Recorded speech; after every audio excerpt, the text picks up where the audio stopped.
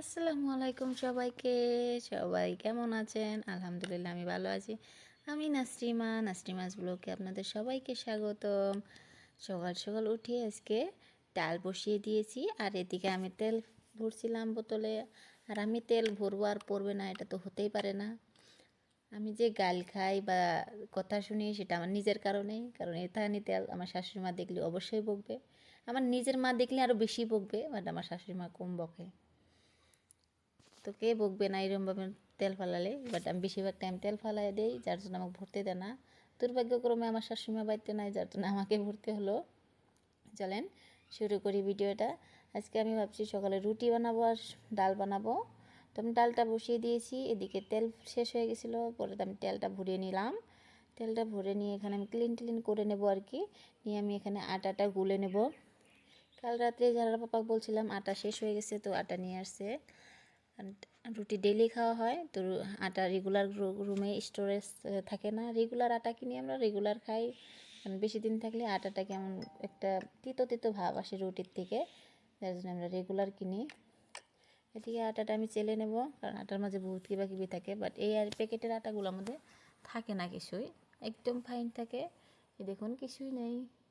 তো আমি এখানে চেলে নিয়ে একদম গরম পানি দিয়ে লবণ দিয়ে আটা একটা শক্ত শক্ত করে আটা তুলে নেব, কারণ এই প্যাকেটের আটাগুলো একদম থাকে ফাইন থাকে, একদম ময়দার মতো।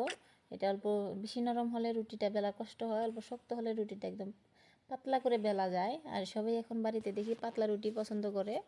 কিছুদিন আগে সবাই মোটা রুটি খেত, কিন্তু এখন কেউ খায় না, যার জন্য আমাকে সব পাতলা করে বানাতে হয়। এদিকে আমি রুটি এসে গ্যাসেই বানাবো। রুটি বানাতে বানাতে আব্বার দুইটা ভাই আসছিল, জাগরে আমি চা বানিয়ে দিব, তার জন্য আমি আরও তাড়াতাড়ি করছিলাম, যারা চলে যাবে বলছিল। এদিকে যারাও তো উঠে আসে নাই, তার জন্যে কাম করার কোনো সমস্যা হয় না। যারা থাকলে আমার কাম পাইসা যায়, কিন্তু যারা নাই আমি তাড়াতাড়ি করে রুটিগুলো বেলে নিচ্ছি। এই হাইসে গ্যাসে আমি এখন একটা তাওয়া দিয়ে দেবো, আর ওই গ্যাসে আমি রুটিটা ডালটা ট্রান্সফার করে দেবো। তার মানে দেখুন পাতলা, কীরকম পাতলা হয়েছে রুটিটা আমি আপনাদেরকে দেখাচ্ছি, খুবই পাতলা হয়ে যায়। পরে আমি একটা তাওয়া এখানে দিয়ে দিলাম, তাওয়াটা সাফা করে নেব, কারণ তাওয়াতে আমি ব্রেড বাচ্ছিলাম, তো ব্রেডের এগুলো লেগে আসছিলো। এখন আমি এটা দিয়ে দেব রুটিটা। আমার রুটিগুলো সবসময় সফট অ্যান্ড ফ্লাফি হয়, খুবই টেস্টি হয়, খেতে খুবই মজা হয়। প্রত্যেকটা রুটি নরম হবে, পাতলা হবে। শ্বশুরবাবা বলে রুটিগুলো খুবই সুন্দর হয়েছে, আর আসলে রুটিগুলো খুব টেস্ট। রুটি বানানোর মধ্যে বহুত কিবা থাকে, যে কত মানুষ আছে বানালে রুটি টেস্ট লাগে না, ছেম আটা ছেম কিন্তু বানান বেলানি সব মতোই একদম পারফেক্ট হতে হবে। আমি রুটি বানানো শিখেছি আমার হাজব্যান্ডের থেকে, সে খুব সুন্দর করে রুটি বানায়। হোস্টেল লাইফে সে শিখেছে, তো আমাকেও শিখাইছে। এদিকে ওদেরকে আমি খাইতে দিয়ে দেখি যারা উঠেছে, আমি যারা কিনা আমি নিয়েছি ওর পাপা, আমি দেখলাম ও কথাই বলছিল না, কতক্ষণ পরে ও অল্প ফ্রি হয়েছে, দেখি এখানে খেলছে। আমি বলছিলাম ফ্রেশ হয়ে নাও, পরে আমি ওকে ফ্রেশ করিয়ে দেব। ও চশমা দিয়ে খুব সুন্দর করে দেখছে, আম্মু আমি চশমা লাগাইছি। আমি ওকে এখন ফ্রেশ করে খেতে দেবো আজকে। ওকে বলছিলাম চা রুটি খেতে, তো বললো খাবে না, ও দই দিয়ে রুটি খুবই পছন্দ করে, যেটা আমারও খুবই ফেভারিট। কিন্তু যারা খুবই দই লাভার, তো ওকে আমি সকালে দই দিয়ে রুটিটাই দিই বেশি, চা ও কম খায়। আর যদি চাই ওকে আমি দিয়ে দেই, আমি কখনোই মানা করি না। এখানে আমি ওকে রুটিতে চা দিয়ে দিছি, ও এখন খাবে, খুব সুন্দর করে খায়। ওকে যদি আমি বলি তো ও সবসময় রেসপন্স দিতে পারে। ও এখানে বলছে সবাইকে হাই। ওকে আমি খেতে দিয়েছি, খেতে দিয়ে আমি উপরে আসছিলাম, এসে রুমটা কিছু গুছিয়ে নিচ্ছি, বাট বিছনার অবস্থা তো দেখছেন, ও পাড়ায় পুরো একদম অবস্থা শেষ করে দিছে। এখানে আমি রুমটা পুরোই গুছিয়ে নিয়েছিলাম, আর দেখুন টেবিলের উপরে একদম উঠে গেছে। আমার বিছনার সাথে টেবিলটা রাখার জন্য আমার কত সময় সমস্যা হয়ে যায়, ও একলা বিছনার থেকে টেবিলে উঠতে পারে, কখন যে কি করবে, টেবিলের থেকে পড়ে গেলে তো খুবই দুঃখ পেয়ে যাব, তার জন্য আমার কত সময় ভয় লাগে। এদিকে তো টেবিলের যা বস্তু আসলে সব ফালাইছে, এগুলো আমি উঠে নেব। আর এত বাচ্চারা পানি ভালো পায় যেটা আমি কাউকে বলতে পারবো না।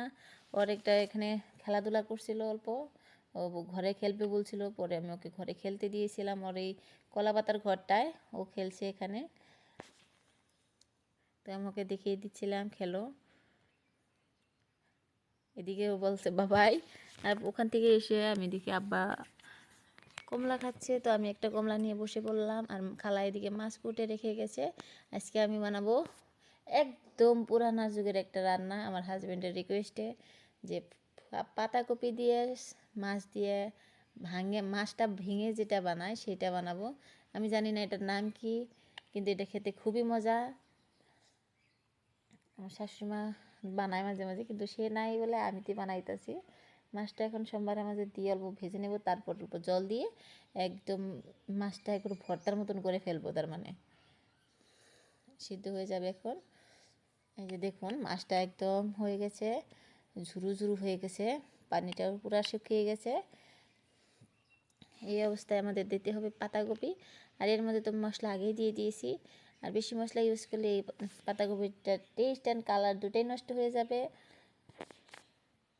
আমি এখানে পাতাকপিটা দিয়ে দিলাম, এটা মিক্স করে কতটা আমি ঢাকা দিয়ে কষিয়ে রাখবো, তারপর ঢাকা দিয়ে রাখবো, তারপরে আমি অল্প জল দিয়ে দেবো। জল দিয়ে দিলে হয়ে যাবে আর কি, বেশি জল লাগে না।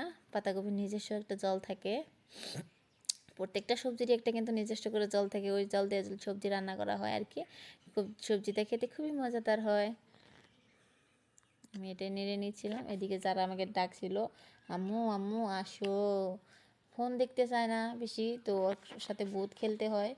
তো আমি এই কাম করার জন্য বেশি সময় পাই না। এদিকে আমি উপর ডালও বসিয়ে দিছি, আব্বা এসে তো আব্বা খাইবো, আমি একা হলে তো আর ডাল টাল বানাতাম না। এদিকে দেখুন তরকারিটা এত স্বাদ হয়েছে, খেয়ে দিয়ে আমরা দুই মা বেটি এসে খেতে, আর বউ খেতটা দেখতে কয়েকদিন আসে না, কিন্তু আইসা খুবই দুঃখ পাইলাম, মনের মধ্যে খুবই কষ্ট। আলু গাছের পাতাগুলো খুব একদম মরে গেছে, এখন এখানে সার দিতে হবে। এটা দেখে তো খুবই খারাপ লাগছিল। যারা এখান দিয়ে ঘুরছে সবাই জানাবেন আমার ভিডিওটা কেমন হলো। আর যদি ভালো লাগে অবশ্যই চ্যানেলটা সাবস্ক্রাইব করবেন, সাবস্ক্রাইব করতে কিন্তু একদম ভুলবেন না। সবাইকে বাবাই, আল্লাহ হাফিজ। আবার দেখা হবে নতুন আর এক ভিডিওতে।